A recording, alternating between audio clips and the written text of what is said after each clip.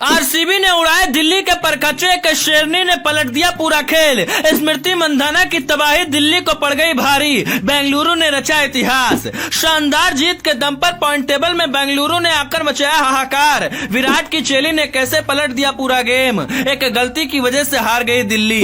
दिल्ली ने चला था मास्टर स्ट्रोक, खतरनाक ऑलराउंडर को टीम में किया था शामिल, लेकिन मास्टरमाइंड की तरह स्मृति मंधाना ने पूरा खेल पलट दिया। 100 सुनार की और एक लुहार की, ऐसे स्मृति मंधाना की ताकत की तारीफ नहीं होती है। कैसे एक मौके पर वो गेम को पलट सकती हैं, कैसे वो सामने वाली टीम के परखचे उड़ा सकती हैं। एक बार फिर आरसीबी की इस धुआंधार बल्लेबाज ने दिखा दिया। बेंगलुरु ने पहले मुकाबले में जबरदस्त जीत दर्ज की थी, लेकिन दूसरी जीत के लिए उसे ज्यादा मशक्कत नहीं करनी पड़ी। दिल्ली की तरफ से ऐसी गलतियां होती गई जिसके बारे में दिल्ली ने सोचा भी नहीं था। पहला मुकाबला दिल्ली ने जिसकी वजह से जीता था, इस मुकाबले में वही धोखा दे गई, जिसके बाद दिल्ली की पूरी टीम धराशायी हो गई। कैसे स्मृति मंधाना के तबाही के आगे पूरी दिल्ली की टीम सिमट गई और कैसे इस बेटी ने पूरे मैच को पलट दिया, उसकी कहानी हम आपको बताते हैं। मुकाबले में बेंगलुरु की कप्तान ने टॉस जीता था और उन्होंने सबसे पहले गेंदबाजी चुन ली और स्मृति मंधाना का फैसला एकदम सही साबित हुआ, क्योंकि रेणुका सिंह ने एकदम कहर बनकर टूटने का काम किया। 4 ओवर में 23 रन देकर 3 विकेट झटक लिए, जबकि किम गर्थ ने 2 विकेट निकाले और एकता विस्प ने 2 विकेट लिए।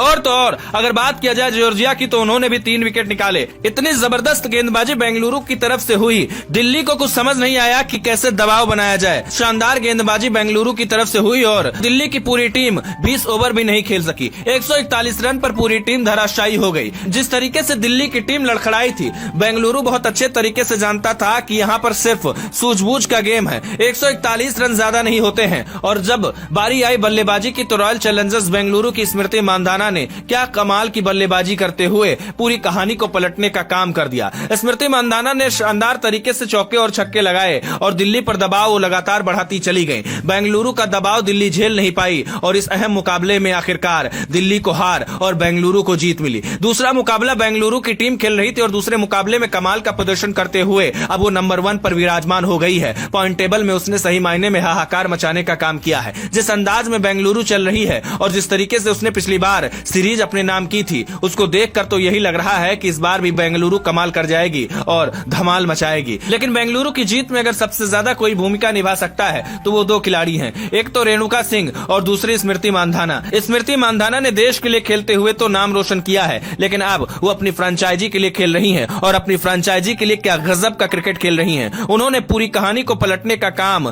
दिल्ली के खिलाफ किया। दिल्ली के एक से बढ़कर एक खिलाड़ी कुछ कर नहीं पाए। अगर बात की जाए दिल्ली की गलतियों की, तो सबसे खराब बल्लेबाजी दिल्ली की तरफ से की गई और यही उसकी सबसे बड़ी गलती थी। पिछले मुकाबले में शेफाली वर्मा की वजह से दिल्ली को जीत मिली थी, मगर इस मुकाबले में शेफाली खाता भी नहीं खोल पाई। उसका असर टीम पर हुआ और आखिरकार दिल्ली को हार मिली। आपको क्या लगता है कि इस बार भी बेंगलुरु इतिहास बना पाएगी? अपनी राय कमेंट कर बताइए।